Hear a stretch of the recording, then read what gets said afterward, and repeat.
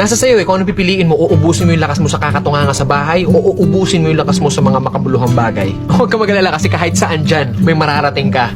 Alam mo na yun. Hindi, ganito kasi yan. Dahil lang alam mong matagal at mapapagod ka, hindi ka natutuloy. Tsong wala kang mararating kung hindi mo pipihitin yung susi sa loob ng ulo mo. Gaano man kataas ang pangarap mo sa buhay, huwag kang matatakot sa pagod at sakripisyo dahil parte yun eh. Hindi ka makakakain ng kanin kung hindi mo sasaingin. Hindi ka makakakain ng ulam kung hindi mo lulutuin. Lahat ng bagay kailangan kilusan mo muna sa umpisa. Hindi tatakbo sa sasakyan kung hindi mo sususian, kung hindi mo lalagyan ng gasolina. Hindi yun tatakbo sa kung saan mo siyang direksyon dapat dalhin. Kailangan kumilos ka. Kailangan ng lakas mo para marating mo kung ano yung gusto mong marating sa buhay. Kasi kung hihiga ka lang dyan, wala mangyayari talaga sa'yo. Hindi po pwede na inaasal natin lahat sa Diyos na parang nasa Diyos, Diyos. Lagi kong idadasal sa Diyos. Hindi po pwede yun. Sabi nga nila, di ba, nasa Diyos ang awa, nasa tao ang gawa. So depende yan sa'yo kung ano yung gusto mong kilos. Sabi nga, work smart, not hard. Hard work nga yung ginagawa mo, pero sablay naman yung mga diskarte mo. Wala rin mangyayari, di ba? Smart move yung ginagawa mo, pero swabe lahat.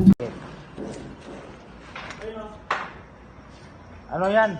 8. 1 meter. Tulin mo. Sige. Okay, lagay natin dito guys. Tong.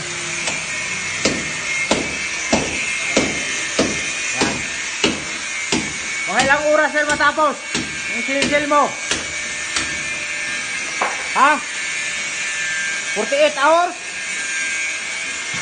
Hanggang Sabado to! Ha? Hanggang Sabado! Hanggang Sabado? Pakyaw! Pakyaw mo, kalit-liting may guhit oh. Pakyaw yan hanggang Sabado! Oh, sige, wala tayong magawa kay.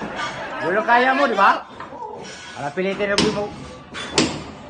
Di kaya, di ba? Kaya! Matigas! Oo. Matigas. Matigas yung mukha.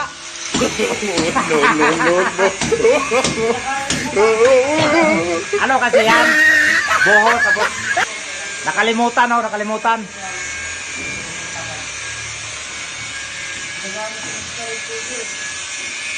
Yan.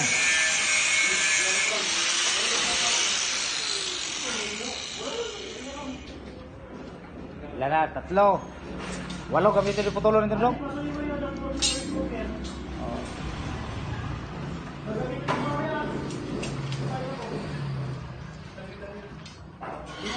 Yan. Era kay. Bari na ha, baka magsusugat ka.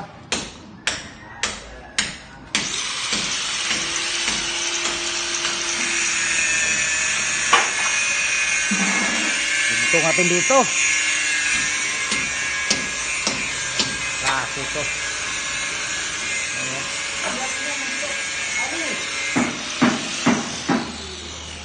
Butas yan siya oh. Ito nga na bakal. Taas. Yan. Itong. Patungan ulit. Buhusan mamaya. Yan.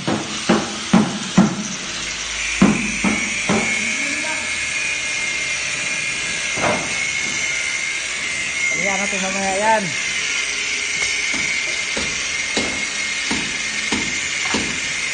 Ataw ko parin ko oh.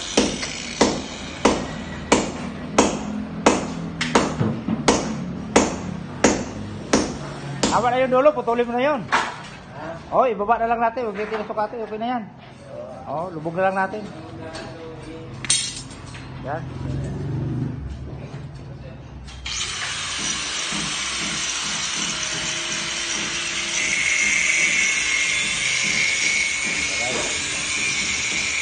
Trabaho ngayon.